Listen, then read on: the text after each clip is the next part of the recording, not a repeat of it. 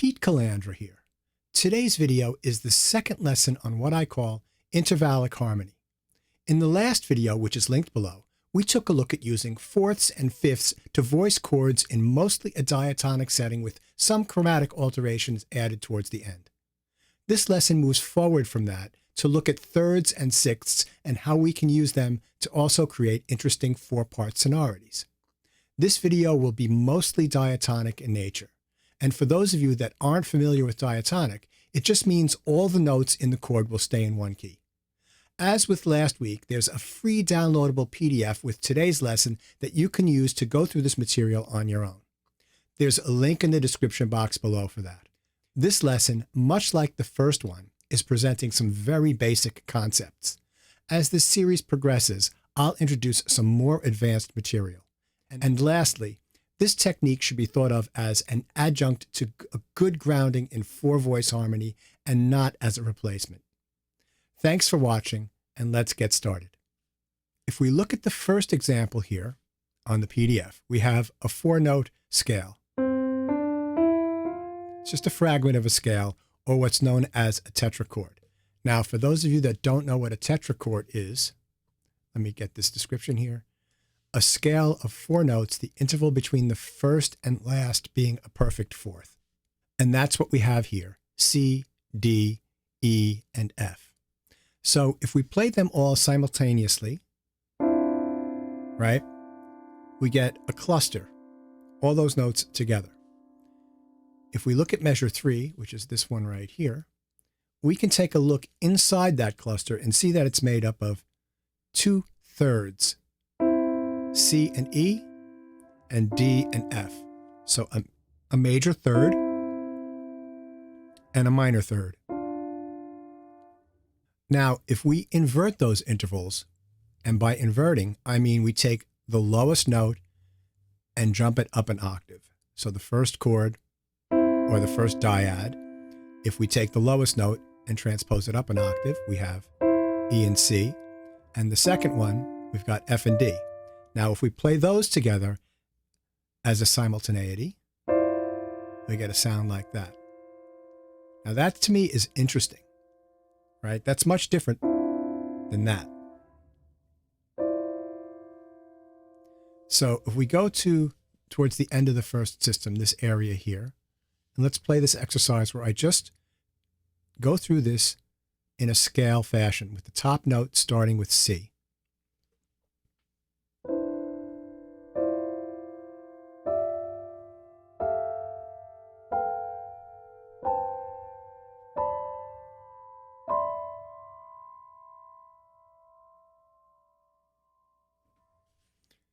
Some beautiful sounds there.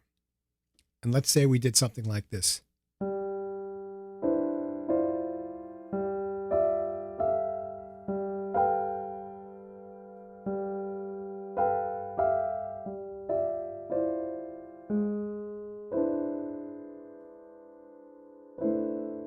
Right? You can see how once you start eventually adding in that fifth note in the lowest part of your left hand, that you can really create some beautiful sounds. Now, what is that simultaneity, these structures here? Well, let's try to line them up in thirds.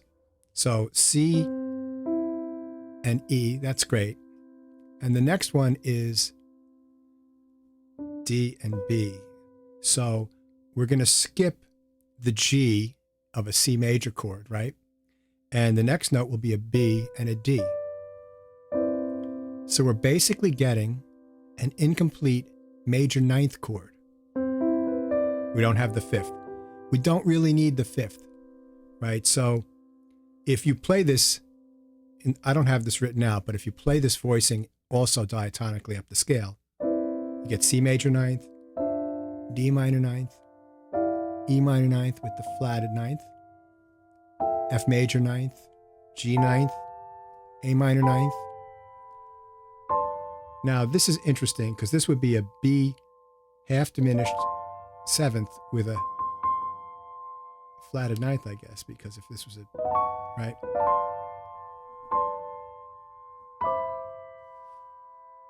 So by using these thirds and sixths in this manner, we're differentiating ourselves from last week's lesson where the fourths and fifths presented major and minor seventh chords. Here we have major and minor ninth chords for the most part, with the half diminished one on the seventh of the scale. So again, with this stuff, you need to transpose it into all the different keys, and you need to just slowly practice this stuff in rhythm. A trick for practicing this in keys is to know your scales. So if I want a D flat major seventh, a D flat major scale, excuse me, and I take this first sonority here, which is this, and I want to play it in D flat, well, I just transpose all the notes up a half step, and every note just moves up by step in the key, right? So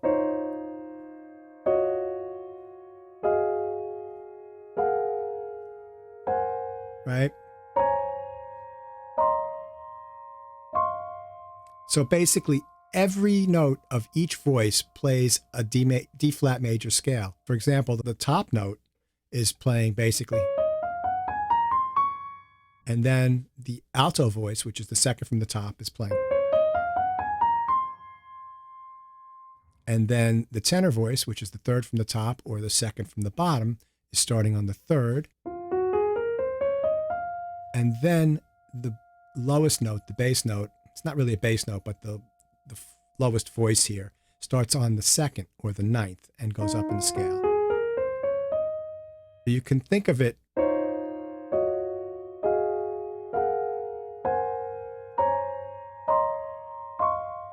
all right. So remember, you're starting on the top note is on the tonic of the scale, and the bottom note is on the second tone or the ninth of the scale. If we were going to do this in a different key, let's say A major,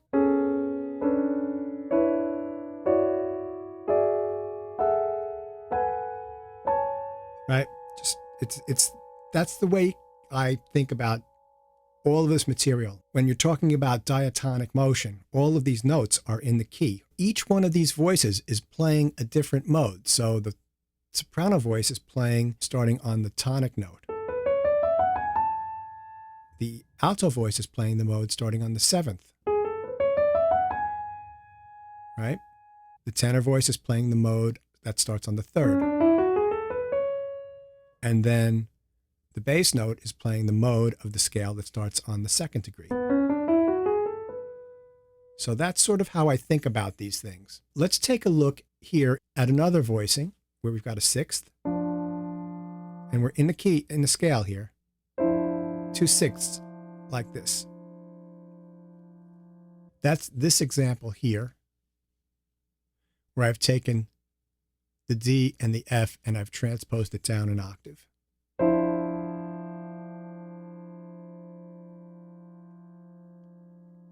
Okay, so let's look at our next example, which starts right here. With this one, we've taken the top note and we've changed it so that it starts on the seventh of the scale, the soprano voice. And see, I hear a chord like that and like the hair starts to go up. It's so beautiful. I can take this and spread it out like this, divide it up between my hands, and start adding a fifth note. Now, this is future material, but I just want to show you where I'm going with this.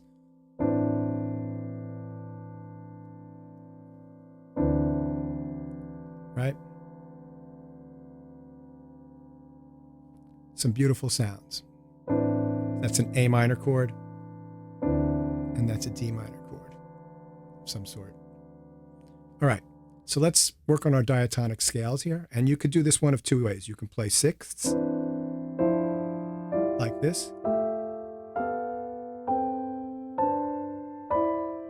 and I would practice that, but I'd also try to practice, if you can make this stretch with your right hand, playing this with 3 notes in your right hand and 1 note in your left hand.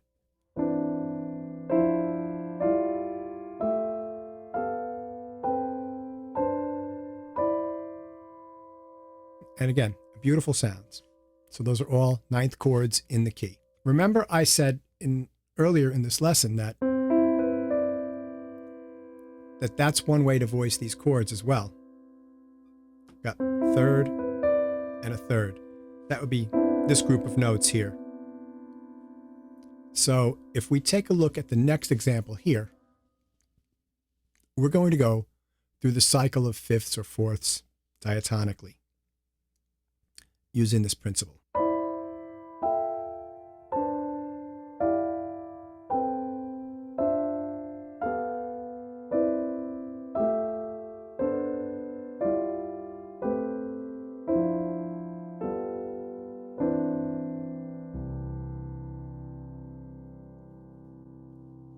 All right, let's take a look at that.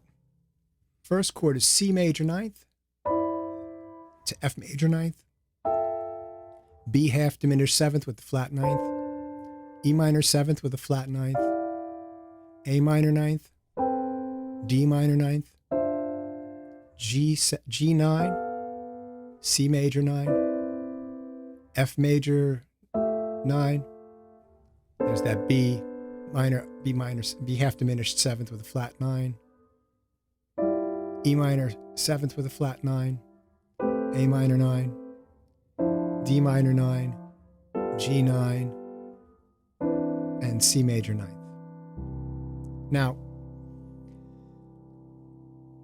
for me, it's not as important to know the names of the voicings as it is to understand the concept and to get the sounds, right?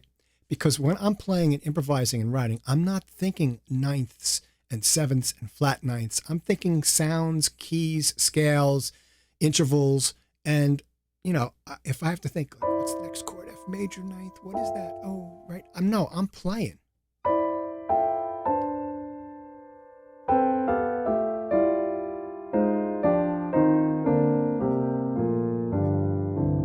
Right? I'm just playing that stuff. I'm going different keys. I'm going to the parallel minor, all this stuff. And I'm just using these shapes and these intervals to guide my hands into making these really what I think are beautiful sounds. And while I can sit there and analyze these things totally 100%, sometimes the names don't roll off the tip of my tongue as articulately as I'd like them to.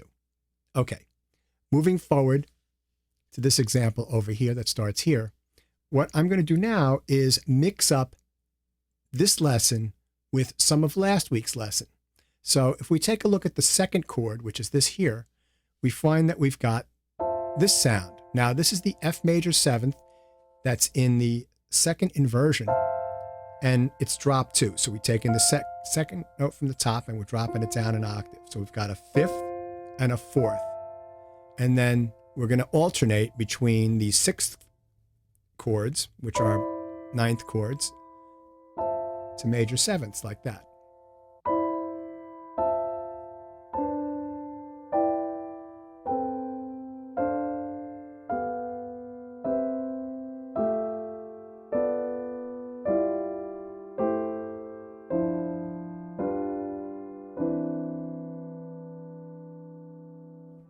So if you take this apart, the left hand is going like this.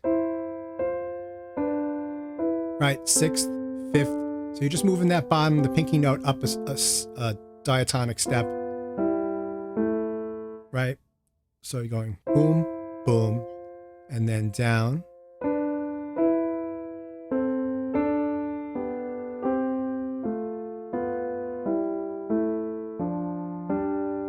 And then the right hand is going. So 6th, 4th, 6th, 4th, 6th, 4th, 6th, 4th.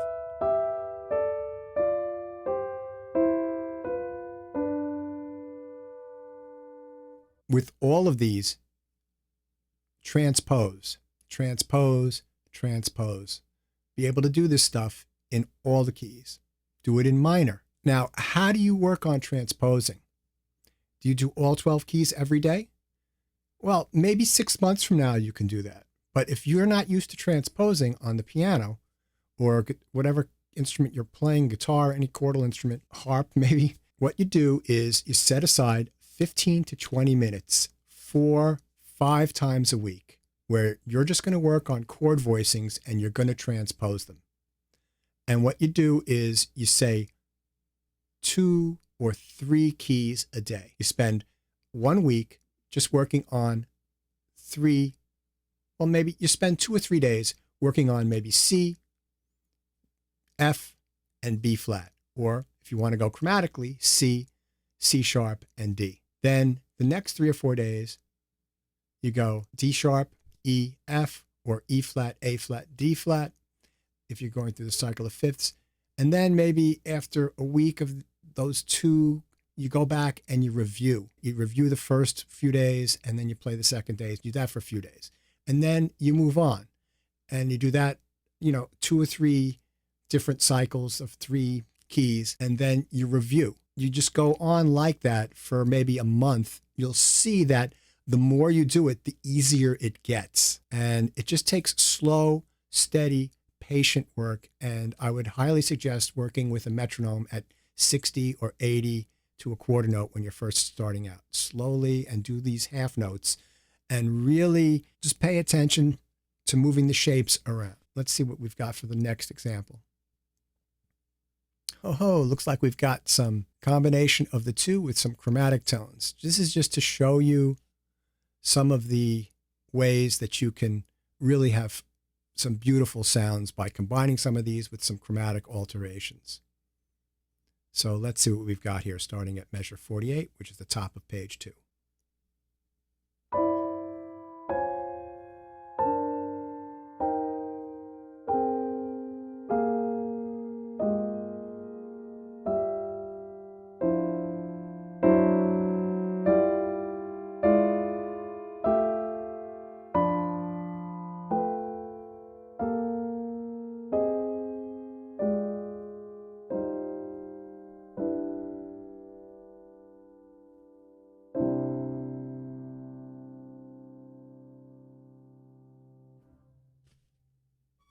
All right, let's take a quick look at that. So there's our original voicing. And now what I'm doing in the next one is I'm just moving the bottom of the right hand up stepwise. And then instead of playing this chord here, which would be something from last week or the last lesson on this, I'm chromatically altering the top 2 notes. So I'm going out of the key a little bit. And then to 6th, again, adding a B flat.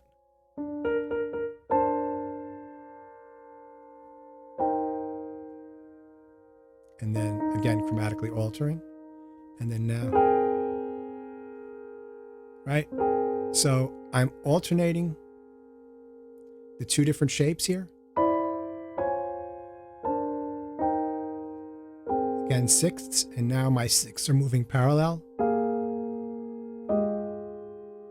And then parallel 5ths. Oh no. And now going up chromatic in the bass.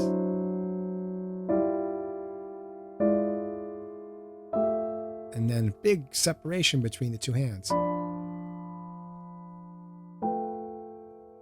And then contrary motion here.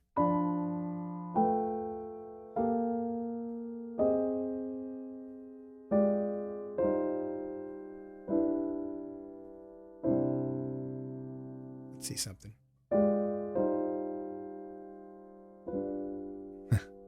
Yeah, I should probably go into that note there to do our cadence. That brings us to the end of this lesson. I'll play something out right now that I improvised using these principles. If you like this video, give a thumbs up. For more content, please subscribe, and to be notified, ring that bell. Please leave any comments or questions below. Don't forget to download the free PDF. I've been Pete Calandra. Thank you so much for watching, and I'll catch you on the next one.